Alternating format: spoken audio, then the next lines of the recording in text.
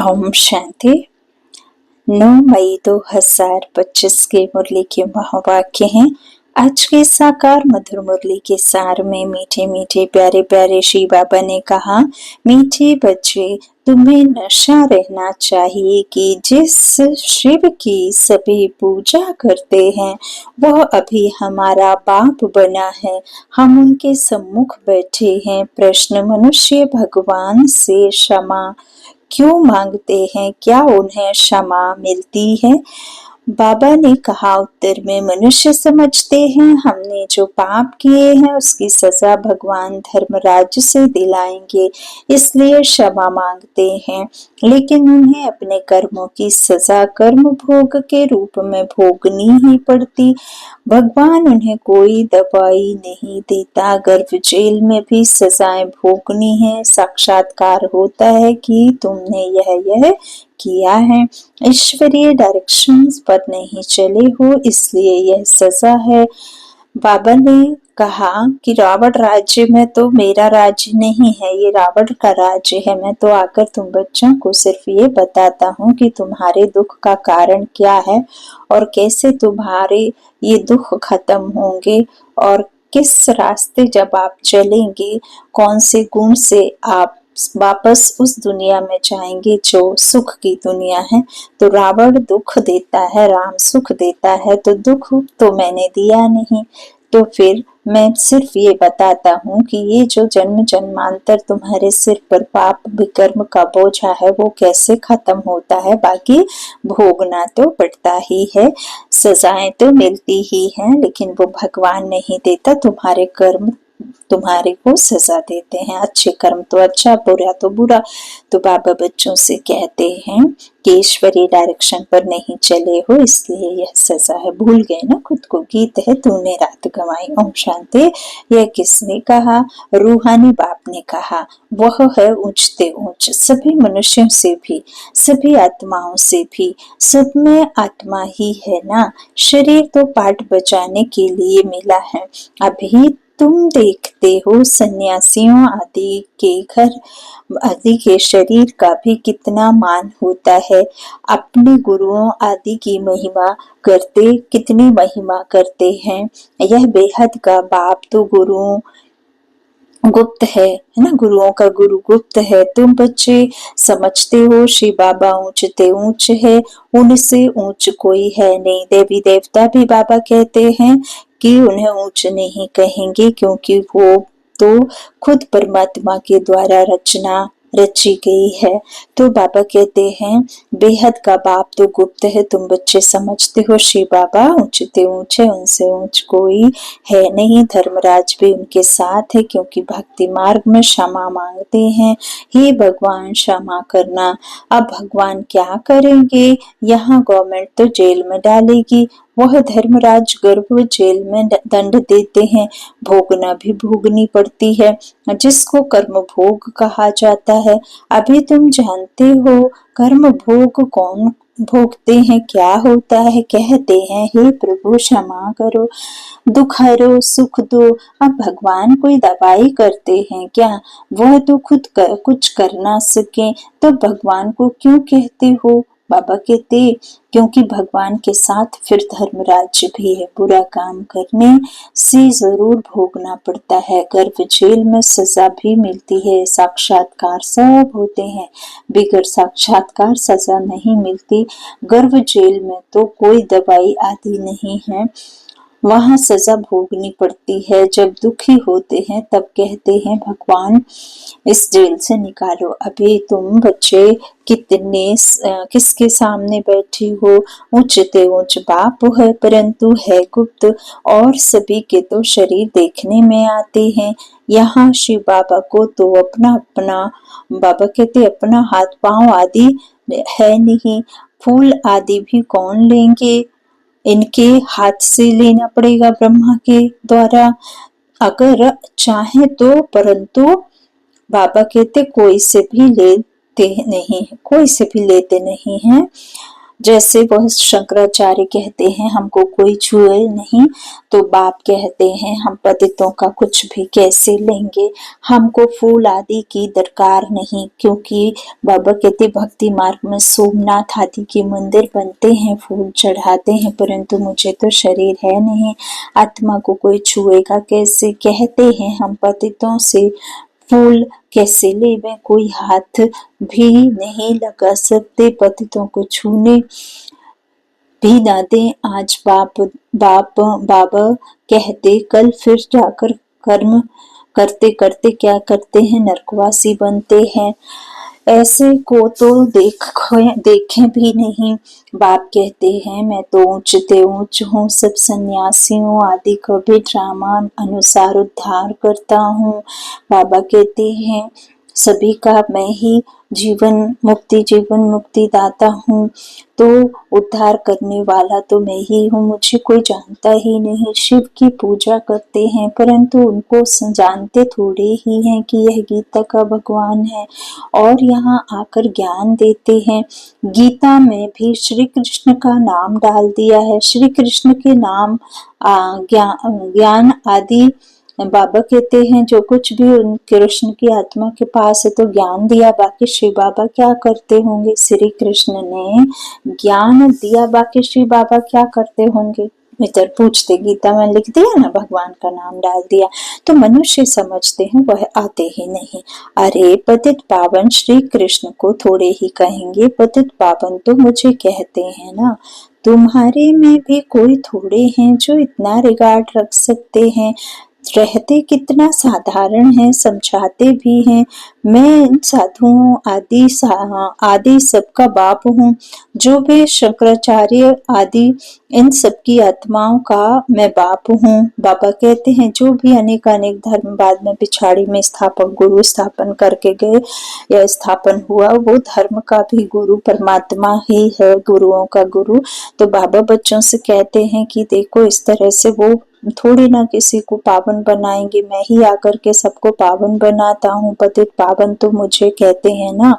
तुम्हारे में भी कोई थोड़े हैं जो इतना रिगार्ड रख सकते हैं, रहते कितना साधारण है, समझाते भी हैं। मैं इन साधुओं आदि सबका बाप हूँ, जो भी शंकराचार्य आदि हैं इन सबकी आत्माओं का मैं बाप हूँ। शरीर के बाप तो बाबा कहते जो है वह तो है ही, मैं हूँ सभी आत्माओं के बाप का। हाँ बाप है ना, सभी आत्माओं का बाप है, तो मेरी सब पूजा करते हैं। अभी यह समय बहुत बैठा है, परंतु सभी समझते थोड़े ही हैं कि किसके सामने बैठे हैं।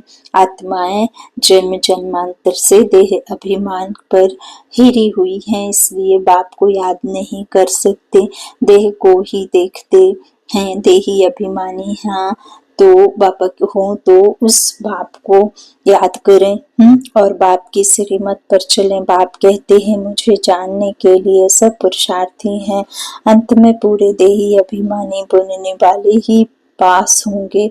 बाबा कहते हैं बाकी सब में जरा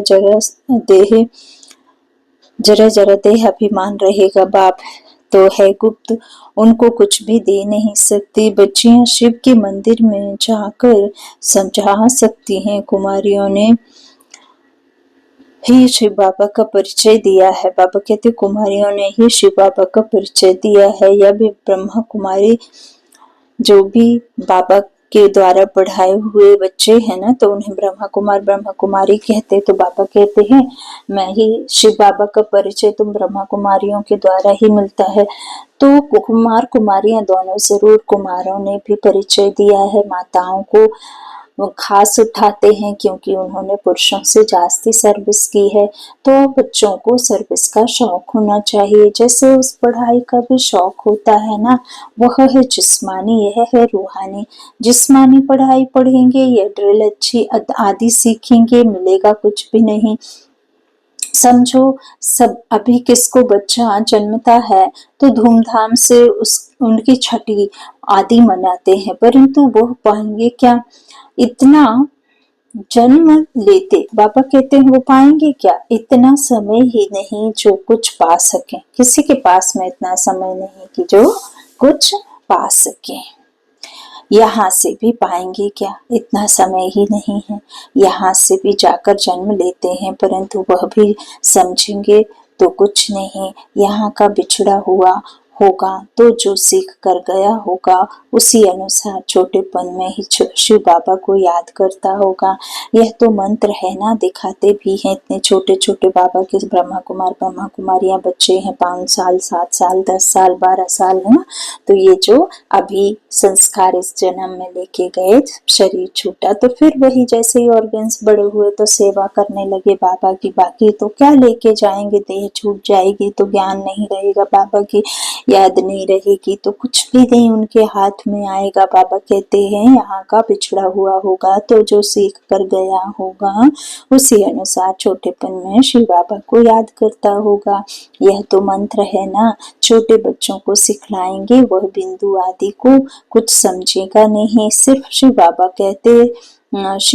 कहते रहेंगे, शिव बाबा को याद करो तो स्वर्ग का वर्षा पाओगे, ऐसे उनको समझाएंगे तो भी वह स्वर्ग में आ सकते हैं, आ जाएंगे, परंतु ऊंच पद नहीं पा सकेंगे। ऐसे बहुत बच्चे आते हैं, शिव बाबा कहते हैं परंतु किसी भी प्रकार से कहते तो जरूर है शिव बाबा कहते हैं, लेकिन वो अच्छी रीति कुछ पहचान भी है। बाबा कहते यहाँ भी पूजा करते हैं है ना, तो बच्चा देखो शिव शिव कहते हैं। अब फिर अंतमति सुगति होगी तो बाबा ऐसे कहते कि ऐसे बहुत बच्चे आते हैं जो शिव बाबा कहते रहते, फिर अंतमति सुगति हो जाएगी। यह राजधानी स्थापन हो रही है, अब मनुष्य शिव की पूजा करते हैं परंतु जानते थोड़े ही हैं। जैसे छोटा बच्चा शिव शिव कहते हैं, समझते नहीं, यहाँ भी पूजा करते हैं परंतु पहचान कुछ भी है नहीं, तो उनको बतलाना चाहिए तुम जिसकी पूजा कर रहे हो इस दुनिया में और कोई मनुष्य नहीं जो कह सके कि शिव बाबा हमको राजयोग पढ़ा रहे हैं। तो यह सिर्फ तुम जानते हो सो भी भूल जाते हो। भगवानुवाच मैं तुमको राजयोग सिखलाता हूँ। किसने कहा? भगवानुवाच काम महाशत्रु है, इस पर जीत पहनो, पुरानी दुनिया का संन्यास करो। वह है शंकराचार्य, यह है शिवाचार्य, वह हमको सिखलाते हैं, श्री कृष्ण आचार्य नहीं कह सकते। वह तो छोटा बच्चा है, सतयुग में ज्ञान की दरकार नहीं रहती। जहाँ जहाँ शिव के मंदिर हैं वहाँ तुम बच्चे बहुत अच्छी तरह से सेवा कर सकते हो। शिव के मंदिरों में जाओ, माताओं को जाना अच्छा है, कन्याएं जाएं तो उसमें उससे अच्छा है। अभी तो हमको बाबा से राज्य भाग्य लेना है, लेना है ना, तो बाप हमको पढ़ाते हैं फिर हम महाराजा महारानी बनेंगे। ऊंच ते ऊंच बाप ही है, ऐसी शिवा हम बच्चों को शिक्षा दे रहे हैं, शिव बाबा दे रहे हैं ना, तो ऐसी शिक्षा कोई मनुष्य दे ना सके। यह है कलयुग, सतयुग में था इनका राज्य लक्ष्मी नारायण का, तो यह राजा रानी कैसे बने, किसने राजयोग सिखाया, जो सतयुग के मालिक बने, जिसकी तुम पूजा करते हो वह हमको पढ़ाकर सतयुग का मालिक बनाते हैं। ब्रह्मा द्वारा स्थापना, विष्णु द्वारा पालना, पतित प्रवृत्ति मार्ग वाले ही पावन प्रवृत्ति मार्ग में जाते हैं। कहते भी हैं बाबा हम पतितों को पावन बनाओ, हम पतितों को पावन बनाओ, पावन बनाकर यह देवता बनाओ। वह है प्रवृत्ति मार्ग। निवृत्ति मार्ग वालों का गुरु बनना ही नहीं है, जो पवित्र बनते हैं उनके गुरु बन सकते हैं। ऐसे बहुत कंपेनियन भी होते हैं, बेकार के लिए शादी नहीं करते हैं, तो तुम बच्चे ऐसी ऐसी सर्विस कर सकते हो, अंदर में शौक होना चाहिए। हम बाबा के सपूत बच्चे क्यों ना जाकर सर्विस करेंगे, पुरानी दुनिया का विनाश सामने खड़ा है। अब वो शिव बाबा कहते हैं, श्री कृष्ण हाँ, शिव बाबा क्या कहते, श्री कृष्ण तो हो न सके, वह तो एक ही बार सतयुग में होगा, दूसरे जन्म में वही फीचर्स वही नाम थोड़े ही लेगा। 84 जन्म में 84 फीचर्स। श्री कृष्ण यह ज्ञान किसको सिखला ना सके। वह श्री कृष्ण कैसे, वो तो द्वापर में नहीं होते हैं, ना ही कलयुग में, वो तो सतयुग में होते हैं। तो बाबा कहते बातों को समझते हो। आधा कल्प अच्छे जन्म होते हैं, फिर रावण राज्य शुरू होता है। मनुष्य हूँ बहू जैसे जानवर मिसल बन जाते हैं, एक दो में लड़ते झगड़ते रहते हैं। तो रावण का जन्म हुआ ना, बाकी 84 लाख जन्म तो है नहीं। बाबा कहते हैं देखो इतनी वैरायटी है, जन्म थोड़े ही इतने लेते हैं।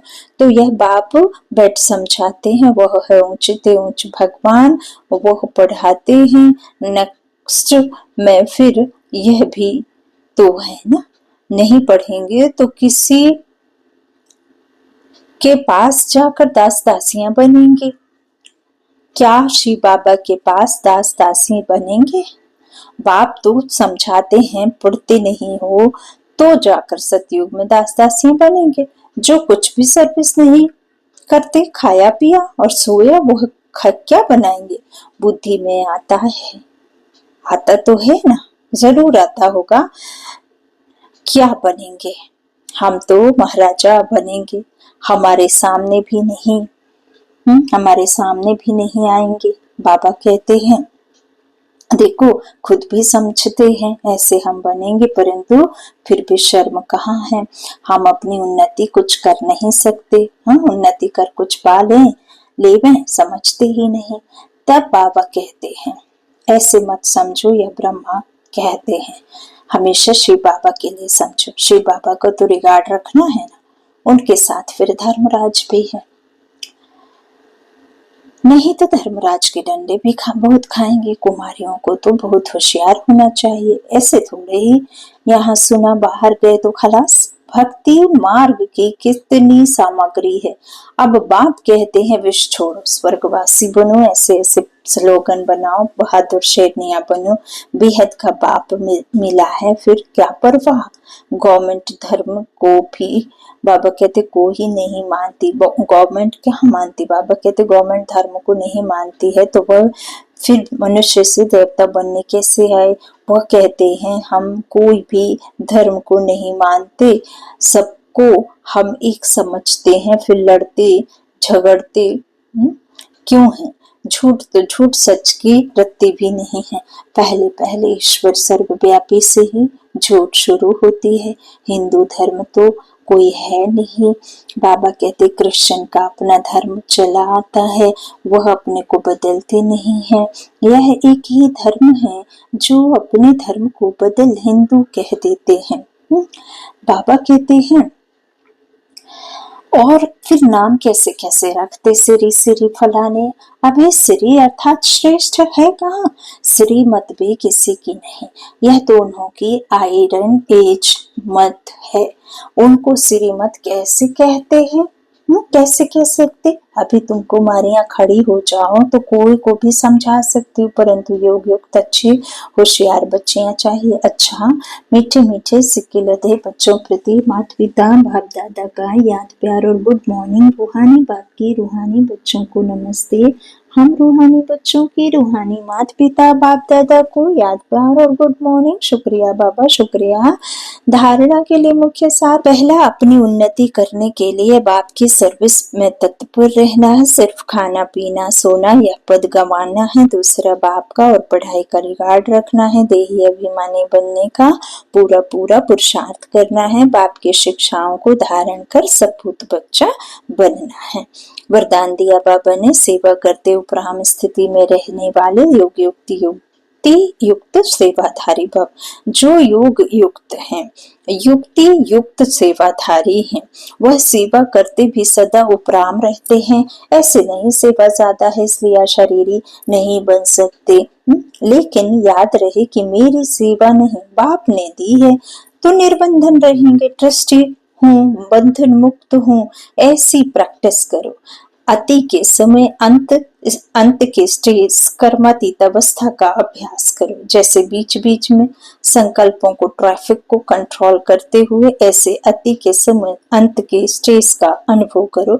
तब अंत के समय पास विद ऑनर बन सकेंगे। स्लोगन: शुभ भावना कारण को निवारण में परिवर्तन कर देती है। शुभ भावना कारण को निवारण में परिवर्तन कर देती है। अव्यक्त इशारे: रूहानी रॉयल्टी और प्यूरिटी की पर्सनालिटी धारण करो। पवित्रता ब्राह्मण जीवन के विशेष जन्म की विशेषता है। पवित्र संकल्प ब्राह्मणों की बुद्धि का भोजन है। पवित्र दृष्टि ब्राह्मणों की आंखों की रोशनी है।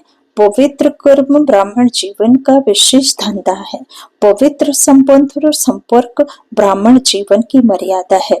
ऐसी महान चीज को अपनाने में मेहनत नहीं करो, हट से नहीं अपनाओ। यह पवित्रता तो आपके जीवन का वरदान है। अच्छा, ओम शांति। शुक्रिया बाबा, शुक्रिया।